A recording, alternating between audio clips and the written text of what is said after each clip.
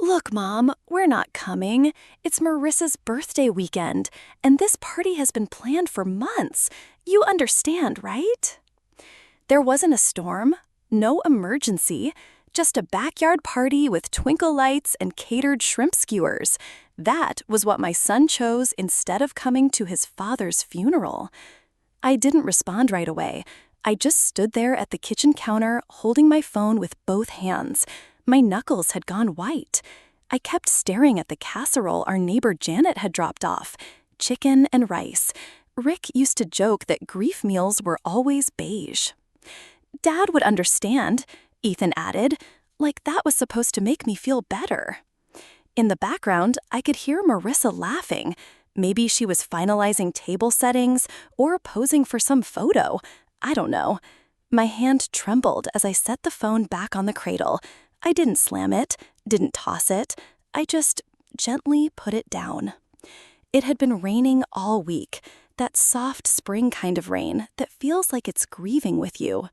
The scent of lilies from the funeral home still clung to my coat, mixing with the faded musk of Rick's flannel that still hung by the front door.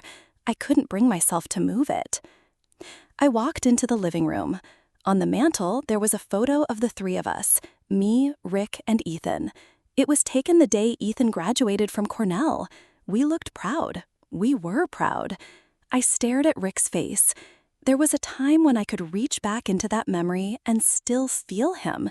But now it just felt empty, like something deep inside me had been hollowed out and quietly tossed away. I stepped into Rick's study and gently closed the door behind me. The smell in that room hadn't changed at all. Wood polish, old books, and that faint trace of his aftershave. I knelt down beside the bottom drawer of his desk and pulled it open. The will was still right there, exactly where he'd left it, tucked inside a plain brown envelope underneath some mortgage documents.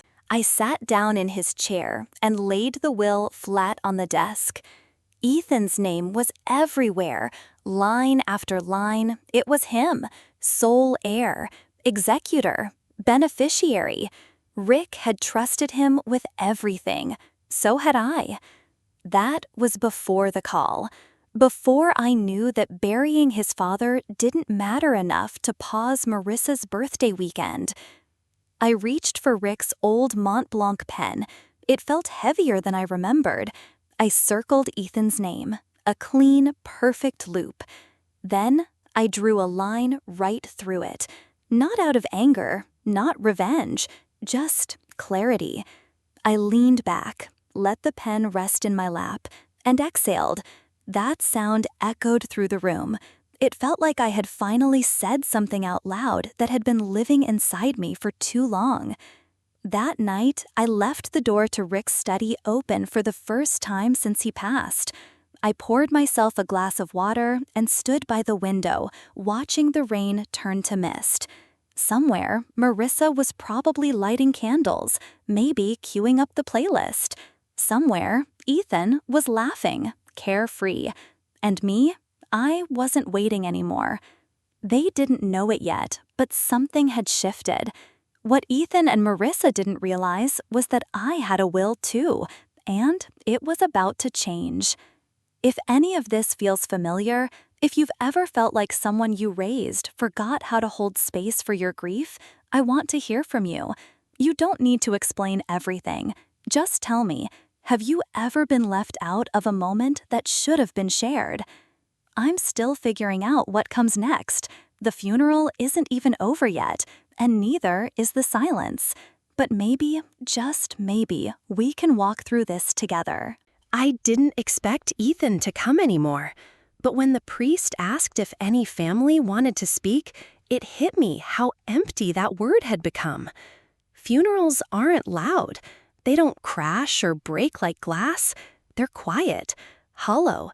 And that day, Rick's memorial felt like a whisper I had to scream into, all alone. The church smelled like wet wood and lilies. Outside, ivy clung to the stone walls like it was trying to hold on to something. Inside, the pews were filled with kind eyes and fading memories. Rick's old coworkers, a few neighbors, men from his old unit. But Ethan wasn't there. I stood beside Rick's casket with my hands folded, face composed, the way people expect widows to look, polite sorrow, grief wrapped up in a neat, quiet package. A woman leaned close and asked in a hush, "Is your son not here?" "He was held up with work," I said. My voice was steady, smooth like glass. Elaine, my sister, gently tightened her grip on my arm. Then she whispered, "You don't owe them a lie." Her jaw was clenched, eyes scanning the crowd like she was trying to find guilt in the air. The service started. Reverend Clay did his best to sound warm, but his voice shook. When he welcomed everyone, there was a pause in his words. "We gather as friends, as family." That word didn't sit right. Family? I kept repeating something Rick always used to say. It was like a little prayer in my head. In the end, it's not who stands beside you in life, but who shows up when you leave it. I looked at the front row, the seat I'd asked them to reserve for Ethan. It was still empty. No coat, no program, no trace of him. When Reverend Clay began Psalm 23, I reached for the edge of Rick's casket. The wood felt cool, almost too polished. I couldn't take my eyes off that chair, that empty space. And in my mind, I pictured Rick sitting next to me instead, brushing his fingers against mine, whispering one of his awful puns about funerals and bad coffee. He always knew how to break tension with something ridiculous. After the benediction, I walked outside alone, through the quiet murmurs and gentle condolences. The sky was misting, just a slow drizzle, like the world was too tired to cry properly. I carried the small wooden urn to the apple orchard. It was Rick's favorite place in the fall. The grass was soft and wet under my shoes. The trees didn't move. They just stood there, heavy and still. I opened the lid and let the wind take him. At first, I felt nothing. And then, I heard him. Not out loud, not really, but somewhere inside. He said, "Let go, Maggie. You're allowed." No one ever called me Maggie, but him. And that was it. Not a wave of grief, not a collapse. Just this quiet settling, like something inside me finally made space for the truth. This part of the journey, it was mine now. When I got back to the house, I slipped off my shoes at the door. The answering machine was blinking red. One message. I hit play. Ethan's voice filled the kitchen like a cold draft. "Hey, Mom, call me back when you can. We should probably talk about the will." I stood there for a moment, longer than I meant to. Then I turned, poured myself a cup of chamomile, and sat down at the kitchen table. And somehow, the chair across from me felt just as empty as the one in that church. I didn't cry when Ethan missed Rick's burial, but I did cry when I realized the only time he called me was when money got involved. His voicemail was still echoing in my mind the next morning. I stood in Rick's study, the light barely pushing through those thin curtains. His desk was still there, same spot, facing the window. It was covered with too many pens, too many memories. I ran my hand over the surface.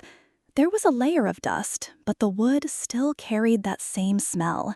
Cedar, paper, and something that felt a little like hope. I opened the top drawer and pulled out the folder. The paper inside was thick and cream-colored, the edges frayed with age. Rick's handwriting was still clear on the label. It said, "Will, final draft." I paused for a second, then opened it. Ethan's name showed up more times than mine. Right next to the folder was a sticky note, yellowed and curling at the edges. Rick had scribbled something on it a long time ago. "Remind Ethan to open a Roth IRA. He'll thank me later." I let out this sound, somewhere between a laugh and a sob. No, Rick, he didn't thank you. He didn't even show up. I made a cup of tea, black, no sugar. That was how Rick liked it, like bitterness made things honest. I brought it back to the desk and picked up the phone. I called Martin Reyes. He picked up on the third ring. "Helen, I was just thinking of you. How are you holding up? I need to change the will, I said. I didn't bother with small talk. Soon. He paused, just long enough to let the concern hang there. Of course. Tomorrow morning? Yes. When I walked into Martin's office, the place smelled like lemon cleaner and thyme. He looked older than I remembered. Maybe grief was aging everyone around me, too. He offered his condolences again. I gave a small nod. Then he started reading the current terms of the will out loud. His voice was soft but clinical. To Ethan Warner, full beneficiary of all financial and physical assets, including property, savings accounts, and life insurance. Stop there, I said. My voice came out clear, cold. I reached into my purse and handed him a list. It had names, amounts, and what they were meant for. Some local charities Rick used to volunteer with, a scholarship fund at the university, even our old neighbor, Mrs. Kim, who brought me soup every single week while Rick was sick.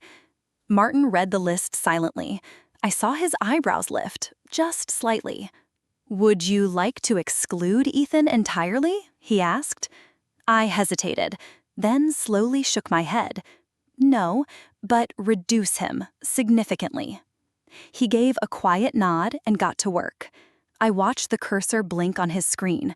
One by one, the words started building a new truth. When he turned the document toward me, I hovered my hand over the page. Whenever you're ready, he said. I picked up the pen, held it tighter than I needed to, and I signed, hard. The sound of the pen clicking shut felt louder than it should have. It was final. It was necessary. Martin looked up at me with a calm expression. Do you want a copy now? Not yet. Outside, the day had finally brightened. The sun was starting to come through after days of gray. I stepped into the light, pulled my coat tighter, and felt the breeze tug at my collar. I had done something permanent, something I think Rick would have wrestled with, but in the end, I believe he would have understood. As I reached my car, my phone buzzed, a message from Ethan. Hey, can we grab dinner soon? Marissa says hi. I didn't answer. Not yet. I just looked at the screen and let the silence settle between us, like another version of that empty chair. Brunch is where people pretend life still tastes sweet, and there I was, sitting at a table full of sugar packets, carrying grief in both hands. It had been a week since the funeral. I hadn't really left the house, except to grab the mail. But Elaine, being Elaine, didn't give me a choice. She showed up, picked me up, and didn't leave room for an excuse.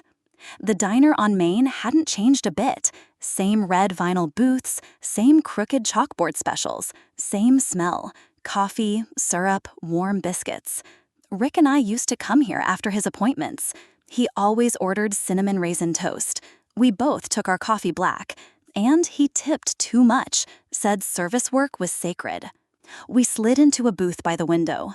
Morning light spilled across the table, catching the gold in Elaine's hair and making my black sweater feel heavier than ever.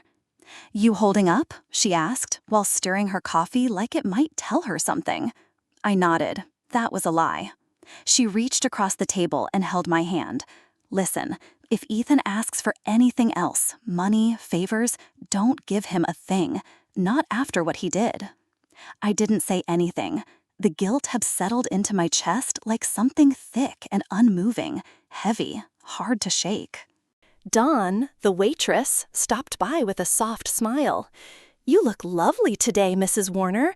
I was so sorry to hear about your husband. Thank you, I said. My voice came out thinner than I wanted it to. Elaine ordered eggs Benedict. I asked for the cinnamon raisin toast. Pure muscle memory. Then I heard a voice. It was rough, familiar. Helen? I looked up. It was Walt Duggan, Rick's old friend from the VFW. He wore a windbreaker that hung off him and held a baseball cap like it meant something. He looked older now, smaller. I'm sorry he didn't come, Walt said gently. Rick always talked about Ethan. You'd think that boy hung the moon. I gave him a polite smile. Thank you, Walt. That means a lot. but inside, something tightened. When he walked away, I stared at the toast I hadn't touched. "He used to come here after chemo," I said quietly. "He always asked for the corner booth. He liked watching the birds on the wire." Elaine just listened. "I keep thinking maybe Ethan will realize what he's doing. Maybe one day he'll knock on the door and just say he was wrong." Elaine didn't flinch. "Hope is expensive, Helen, and it's not refundable." When I got home, I took Rick's photo off the hallway wall and set it on the kitchen table. His eyes in that picture, steady, kind, full of belief. I sat there with him while I sorted through the papers. Bills, sympathy cards, the updated will from Martin. Rick had trusted Ethan. He really believed our son would take care of me if anything ever happened. That trust didn't belong where he left it. I didn't cry. I just folded the papers and tucked them away, like closing a drawer I didn't plan on opening again. That night, my phone buzzed. A text from Ethan. "Mom, we're throwing a little dinner for Marissa's birthday this Friday. You should come. Bring that peach cobbler you always made Dad." I read it twice. Then I looked out the window into the quiet and wondered how much sweetness I still had left to give. There's nothing quite like baking dessert for people who didn't bother to bury your husband. That text sat on my phone for 2 days. I didn't reply. I just kept staring at it, like maybe the words would shift and reveal something kinder underneath. "You should come. Bring that peach cobbler you always made Dad." They hadn't said a word at the funeral, but now they wanted my baking. By Thursday evening, I gave in and tied on Rick's old apron. It still had a faded flower stain across the chest, and the front pocket was stretched out from years of holding timers and folded-up recipe cards. My hands shook a little as I peeled the peaches, soft and ripe, full of that golden summer smell. Rick used to buy them from roadside stands when we'd drive through Pennsylvania. Ethan was 6 the first time I made this cobbler. He asked for seconds, cheeks sticky, eyes wide. Now I was cutting and stirring and folding dough like it was second nature. But there was no joy in it, just something to keep my hands busy so my heart wouldn't spill over. By Friday evening, I was standing in front of their house. It looked more like a showroom than a home. Everything was sharp lines and polished surfaces. Even the lawn felt too perfect to be real. When the door opened, Marissa gave me one of those air kisses and handed me a glass of wine. She didn't even ask if I wanted a refill. "Glad you could make it," she said. "We figured you might still be too emotional." I handed her the cobbler and gave her a polite smile. "It's warm, just came out of the oven." Inside, the house buzzed with Marissa's coworkers. People I didn't know, dressed in jewel tones, laughing about startups and Napa trips. There wasn't a single photo of Rick, not one. There was a gift table near the back, stacked with high-end bags and neatly wrapped boxes. I set my cobbler down among the trays of catered hors d'oeuvres with names I couldn't pronounce. Ethan walked over. "Hey, Mom," he said. That was it.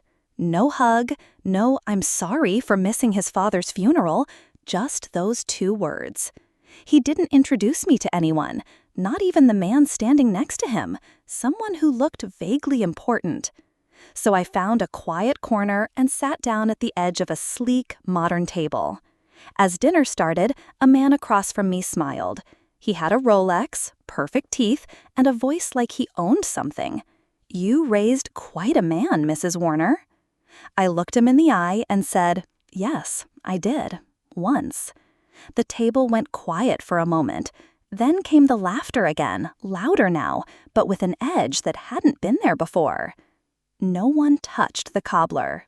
When it was time to leave, Marissa smiled again, more out of habit than anything else. "Thanks for coming," she said. "This meant a lot." I nodded and turned away before she could see the way my jaw tightened. That night, when I got home, I peeled off Rick's apron and hung it back by the pantry. The silence in my kitchen felt honest, raw. grief, at least, never pretended to be anything else. I was about to turn off my phone when the screen lit up. A Venmo request from Ethan. Catering split. Your share of dinner, $47.83. I didn't scream. I didn't cry. I just stared at it. My thumb hovered over the screen. My pulse didn't even quicken. Then I set the phone face down on the counter and walked to bed. I left the cold behind me like the last note in a song I never wanted to hear. If you've ever baked something for someone who forgot how to care for you just to keep the peace, I want you to know you're not alone. Have you ever said yes when what you really wanted was to say no? Leave me a comment. I do read them, and it helps more than you might think. And if you've been walking through this story with me, don't forget to subscribe so you don't miss what comes next, because what happened after that Venmo request, it still stings. When you feel like you've been pushed to the sidelines in your own family, even a cramped middle seat on a crowded flight can feel like a step up. I didn't reply to Ethan's Venmo request. I didn't even open the app, but I did respond to something else, an email from Martin, my lawyer. He wrote, "Revised documents ready for signature. Let me know when you're free." So I booked a flight to Boston. The plane was packed. I ended up in the middle seat, squeezed between a college kid who snored and smelled faintly of energy drinks and a tiny grandmother wearing a pink cardigan and carrying a canvas tote that said, "Joy is a choice." She started talking before I even got settled. "You flyin' home or flyin' away?" she asked, her eyes sparkling. I smiled, a little of both. She gave me a knowing nod, like she understood more than she let on. "You don't look like a woman who gives up easy." Rick used to say something similar. "If you don't like where you're standing, move. Even trees grow toward the light." That line floated back to me, clear as ever. I reached into my bag and pulled out the folder Martin had mailed. Hard copy. There's something about paper that still feels more real than a screen. As the plane climbed above the clouds, I read through every word. There were the charities Rick and I used to support, a trust fund for my niece, and my name, written in the right places. Finally. Ethan's name was still there, smaller now, just a fraction. In the margin, I scribbled a note to myself. Forgive, but don't forget. Then I closed the folder and looked out the window. The sky looked the same from any seat, even when you're stuck between strangers. Martin's office was quiet that afternoon. He stood to greet me, his face careful, like he wasn't sure what mood I'd brought with me. "I added the clause you asked for," he said, sliding the papers across the desk. "Are you sure this is what you want?" I didn't answer right away. I picked up the pen and signed. The ink moved smoothly. My name came out strong, certain. "Yes," I said quietly, "I'm sure." He nodded. "Then I'll get it notarized, and if anything happens before it's finalized, I'll carry out your instructions exactly as written." I added one last note at the bottom of the page. If I'm gone before this goes through, I trust Martin Reyes to make it right. That evening, I had dinner with my niece in Cambridge. We sat by the window, the kind of spot where the late light spills across the table like honey. She told me about her new job at a local nonprofit. I listened, really listened. For once, I wasn't weighed down by guilt or noise in the back of my mind. At one point, she said something that caught me off guard, and I laughed. The sound surprised both of us. I hadn't heard myself laugh like that in weeks. She looked at me and smiled. "It's good to see you smile, Aunt Helen." I glanced at my glass, then back at her. "I think I'm just getting started," I said, and I meant every word. Sometimes the best kind of therapy isn't talking. It's just being invited to sit at a table where no one needs to ask why your eyes are red. I hadn't planned on going anywhere that Wednesday night, but the house felt heavier than usual. So I grabbed my cardigan, locked the door behind me, and somehow ended up walking toward the Ithaca Community Center. I told myself it was just to get out of the silence. The building smelled like a strange mix of cinnamon rolls and bleach. I followed the sound of voices and dishes clinking into the multi-purpose room. There was a hand-painted sign taped to the door that said, "Empty Nesters Potluck, all welcome." Inside, women were laughing, not just smiling, really laughing. One woman with bright purple glasses was telling a story about her fourth date going sideways. Another was holding up a casserole dish like she'd just won a medal. I hovered near the door, unsure. Then someone noticed me. "You Helen Warner?" the woman in the purple glasses called out, squinting at me. "We've got a Helen on the prayer board, but you don't look like you need prayers. You look like you're ready to bite someone." The room broke into laughter, and before I knew it, I was smiling. Not politely, genuinely. I nodded and said, "That's me." She later introduced herself as Tilda Jackson.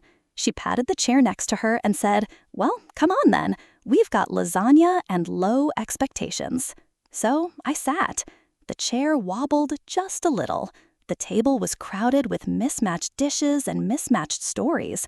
Divorcees, widows, women who had raised kids, buried partners, and reinvented themselves more times than they could count. Someone passed me baked ziti. Someone else filled my ginger ale without asking. "I don't have grandkids yet," I said when someone brought up family. "My son's busy." Melody, a soft-spoken woman with gentle eyes behind big glasses, said, "Busy children break more hearts than bad ones." She didn't say it with bitterness, just like it was something we all knew, something we had quietly lived through. No one jumped in, just nods, a few soft murmurs. It felt like I'd been welcomed into a secret club, one made of women who had learned how to carry disappointment without letting it drown them. Tilda lifted her fork and tapped her glass. "New rule," she said, in that way only older women can get away with. "Everyone here gets at least one fresh start. You in?" I looked around. These weren't women waiting to be rescued. They had already saved themselves, more than once. I thought of all the potlucks Rick and I used to host when we were younger, and how I always set out one extra chair, just in case someone unexpected dropped by. I raised my glass. To new beginnings, and to empty chairs that aren't waiting anymore. The sound of glasses clinking filled the room. Someone passed around a tray of brownies. I took two. By the time I stepped outside, my cheeks hurt from smiling. The fall air brushed my collar as I stopped to open the mailbox on my way in.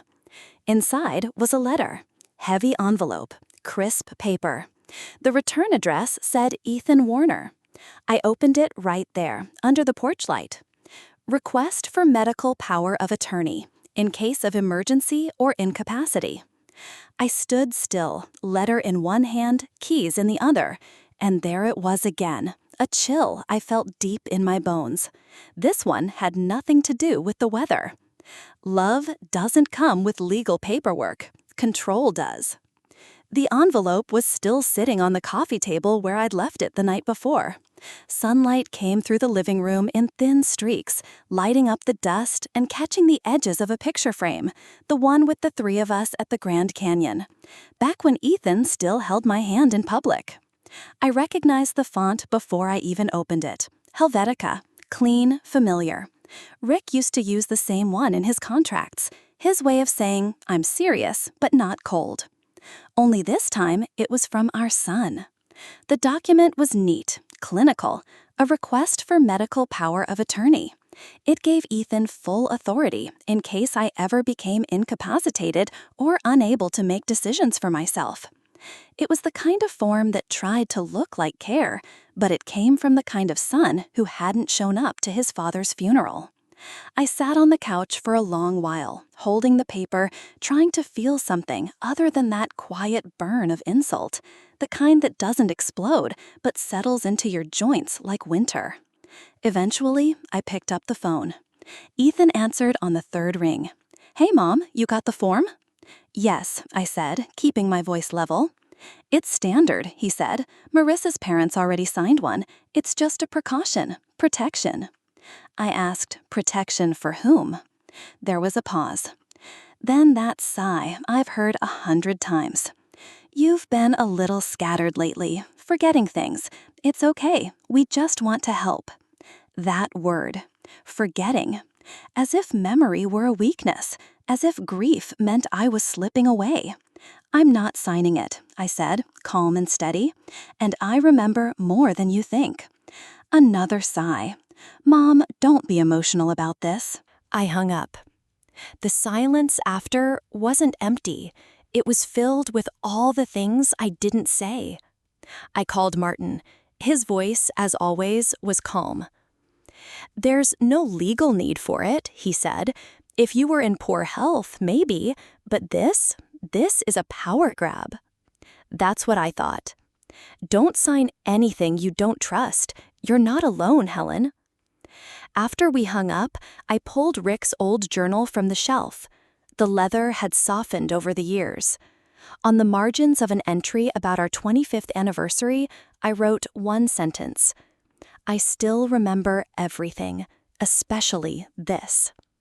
Then I sealed the POA form back in its envelope, stuck a Post-it on the front, and wrote, I trust the people who show up. I dropped it in the mailbox before I could second-guess myself. Later that afternoon, I was in the kitchen with a cup of lukewarm tea when my phone buzzed. It was Tilda. Her message said, We're doing a weekend retreat at the Finger Lakes. Just the girls, no sons, no guilt. Just you. You in? I stared at the message for a second, then smiled. I wrote back, I'll bring brownies. Sometimes the most radical thing a woman can do is stop explaining herself. If you've ever had to draw that quiet line between love and self-respect, I want you to know you're not alone. I'm still figuring out where that line is for me. Tell me, have you ever said no to someone you said yes to for years? Leave me a comment. I'd really love to hear your story. And if you're curious what happens when I finally say yes to something just for me, stay with me. The next chapter's coming, and it's a good one. They thought I was fragile. Turns out, I was fermenting. I packed light, just a duffel bag with soft clothes, a book I hadn't touched, and that old bottle of wine Rick once said we'd save for something unexpected and wonderful. I figured this was close enough. The Finger Lakes greeted us with that kind of late summer breeze that carries more memory than air. The sunlight touched the porch of our little Airbnb cabin like it remembered something too. Keuka Lake shimmered in the distance, wrapped in rows of grapevines, and a sky so wide it made me feel small in the best possible way. Tilda was already there, lugging in a cooler and humming through a harmonica, completely off-key. She winked and said, Don't worry, I only play this after 2 glasses of wine. Melody was sitting cross-legged on the porch with her tarot deck, reading herself for the 3rd time. She looked up and said, Still says I'm single. Then she shook her head. Shocking. Then Elaine pulled up, her car dusty from the road, arms full of muffins. She hugged me with one arm and handed me a coffee with the other. I couldn't let you have all the fun, she said. That night, we circled around the fire pit, sharing cheese and stories and card games. I laughed so hard at one point, I actually snorted, twice. Nobody cared. Melody asked if she could read my cards. I raised a brow, then nodded. She flipped over the tower. Oof, she said. Big changes, but you're still standing. Later, when we finally opened the bottle of wine, Tilda held her glass up and toasted to standing towers and leaning women, because if we're not bending, we're breaking. Around the fire, we played a little game. Say one thing you've let go of. Melody said she let go of apologizing for taking up space. Tilda let go of dyeing her hair for men who couldn't tell brass from bronze. Elaine said she let go of the idea that she had to fix everything for everyone. I hesitated. Then I said, I let go of the belief that I was only valuable when someone needed me.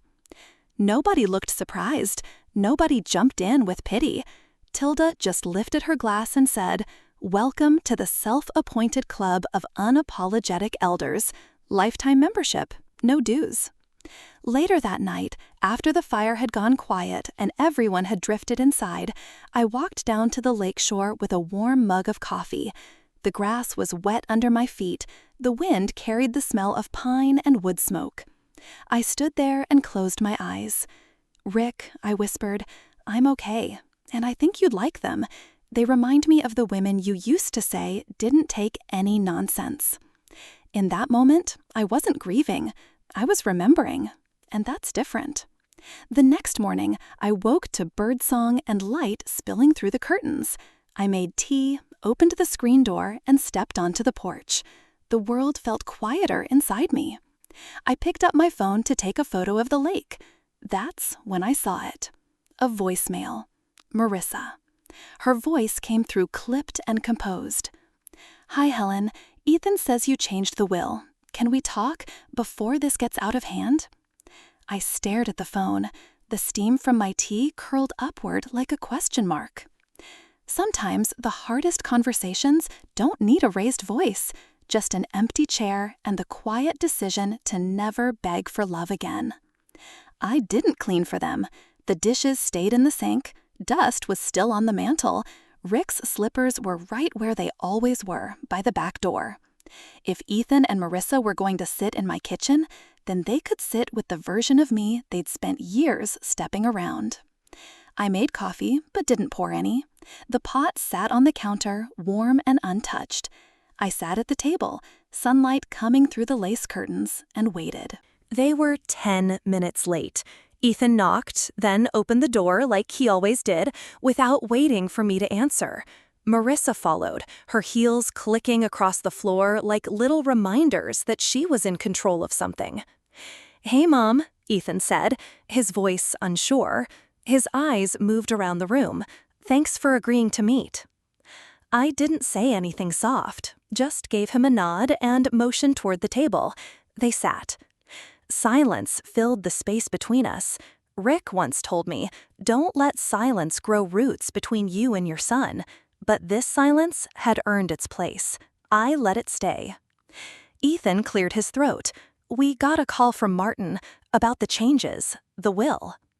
I looked at him, really looked. He had Rick's jawline, my father's eyebrows, and that softness around the eyes that used to mean something. And, "Why did you change it?" he asked. His voice went up, just enough to sound offended, like that somehow made him right. "Because grief isn't a group text, Ethan," I said. My voice was quiet, but it didn't waver. It's about who shows up, and you didn't. Marissa cut in. "We didn't mean to hurt you. The timing was just complicated." I folded my hands on the table. Intent doesn't erase impact. Ethan leaned back, eyes narrowing. "This feels spiteful." "No," I said. "This is what it looks like when someone stops erasing herself to make you comfortable." Marissa turned to him like she didn't know what else to say. He stayed silent. Maybe he was waiting for me to soften. I didn't. I stood up. "This conversation is over." Before they could say anything, I walked to the hutch and pulled out an old photo frame. It was Rick holding baby Ethan in his lap. Both of them were laughing, sunlight catching in their hair. I set it on the table in front of them. "That man," I said, gently tapping the glass, "deserved a son who showed up. And my voice caught for just a second, but I didn't let it stop me.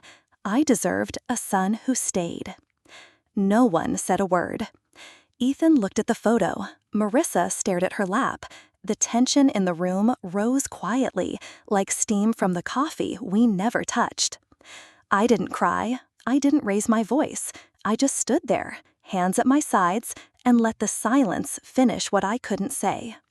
Ethan stood up, slowly. "I guess we should go." I didn't stop him. I didn't move. At the door, he turned around, maybe to say sorry, maybe to explain. I didn't look at him. They left. The door clicked shut behind them, small, final, and sharp. You don't always have to burn bridges. Sometimes you just build a new house, and you decide who gets a key. I used to think changing the will would be the final act, the last word. But after that conversation at the kitchen table, something shifted. It stopped being just about boundaries. It became about legacy, what I wanted to leave behind, and who I was finally allowing myself to become. Downtown Ithaca was cold that morning, the kind of cold that makes your breath visible and your choices feel sharp. I met Martin at his office, that little brick building between a florist and a bakery that still sold yesterday's bread in paper bags. The receptionist offered me tea. I said no. When Martin saw me, he didn't look at me with pity, thank God. He looked at me with something quieter, maybe respect, maybe understanding. He laid the documents on the table and asked, "Ready?" I nodded. My name was printed at the top in bold black ink. Underneath, it was all there. Clear instructions. No extra words, no drama. Just truth. Part of the estate would go to the women's shelter in town. Those girls needed more than I ever did. Another part would go to Tilda's nonprofit, the one that runs workshops for women over 60 starting new careers. I added a gift for Martin, too. In the memo, I wrote, "For decades of kindness." He didn't say anything, but he looked away for a second like the air had shifted just a little. Then there was the part I'd been sitting with, a letter to Ethan. It wasn't a guilt trip, and it wasn't me trying to patch things up. It was just the truth. I wrote, "I loved you the moment I knew you were coming. I loved you every time I packed your lunch, watched you sleep, stayed up with you when you had a fever. I loved you even when you made me feel invisible. But love is not a blank check. It's a gift. And this time, I'm choosing to give it differently." Martin notarized everything and handed me the final envelope. I held it for a second longer than I meant to. Back home, I found Rick's old leather journal, the one he carried through 3 job changes, a cancer scare, and all those camping trips we never took. The last dozen pages were still blank. He used to say, "Just in case, life always writes something else." I was ready to write. I packed a small memory box, one photo of the 3 of us at Cape May, Rick's tie from our anniversary dinner, the peach cobbler recipe card in my handwriting, and one old house key. I placed the letter on top with a note that said, "For when you're ready to see me, not just need me." That night, I lit a candle in the kitchen, not because I was grieving, but because I meant to. I pulled out the bottle of wine Rick had bought for our retirement. The label was faded, the glass dusty. I poured myself a glass, stood barefoot by the window, and whispered into the dark.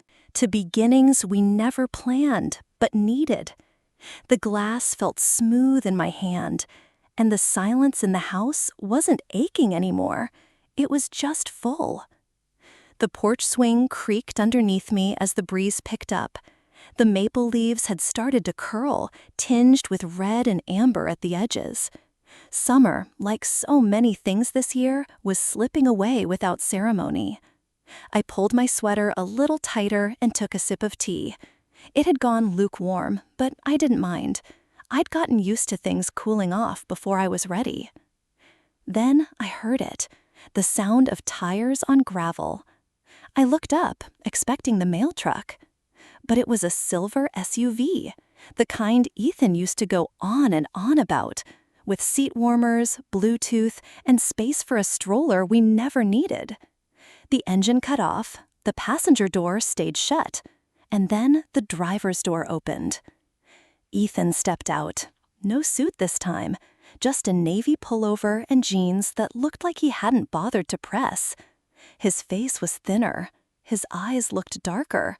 Not from lack of sleep, but from carrying something he hadn't said out loud. He didn't rush, just walked one step at a time, like he was getting close to the edge of something. No flowers, no small talk. He stopped at the bottom of the porch steps. "I miss Dad," he said. His voice was low. "I messed up." I let the silence sit there for a moment, not to punish, just to make space for what was real. After a while, I said, "You didn't just miss Dad's funeral. You missed me."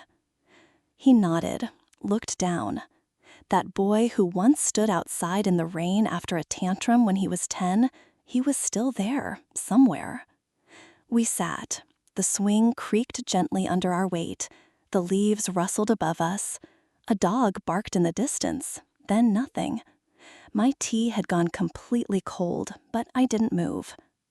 After a few minutes, Ethan asked, "Would it be all right if we came by sometime? Just to sit?" I thought of Rick, how he used to soften when Ethan tried. Not forget, not pretend it didn't matter, just soften. I turned toward him. "I'll think about it." That was all I could give. Anything more wouldn't have been true. He nodded again, and as he stood to leave, I reached into my sweater pocket for the envelope I had tucked there, just in case. I held it out. "It's not forgiveness," I said. "It's a place to start." His hand trembled as he took it. He didn't open it, just pressed it against his chest, nodded once more, and walked back down the steps. He didn't turn around. Marissa was still in the car. Her eyes were fixed straight ahead. I watched them drive away until the dust settled and the sound of the gravel faded. Then I stood up, went inside. Turned on the radio, something old and soft, the kind Rick used to play on Sunday mornings while he made pancakes he always burned. I didn't cry, I didn't break, I danced, barefoot, alone, and not sad. The hardwood floor was cool beneath my feet. The kitchen was lit in soft amber light. I spun once, my arms half raised, my heart not whole, but no longer hollow.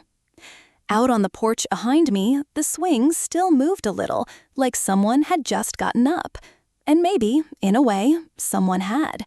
As Ethan's car disappeared down the road, I didn't feel victorious, just released, like something that had ached inside me had finally exhaled. I had waited a long time for someone to choose presence over convenience, and maybe, just maybe, that choice had started. What I've come to understand is this: love isn't always loud. Sometimes it shows up quietly, with no big announcement, just a hand reaching back, even if it's late. We can't rewrite the past, but we can protect the pages ahead, and we don't have to do it with bitterness. We can do it with clarity, with peace. Because real forgiveness starts with protecting your peace. If this story gave you pause or brought someone to mind, I'd love to hear what's on your heart. I read every word. And if you're walking through something like this, you're not doing it alone. Next time, I'll tell you what happened when my daughter said, "Sorry, Mom, no space for you," and left my suitcase by the trash bins. That moment changed everything. I hope you'll be there to hear it.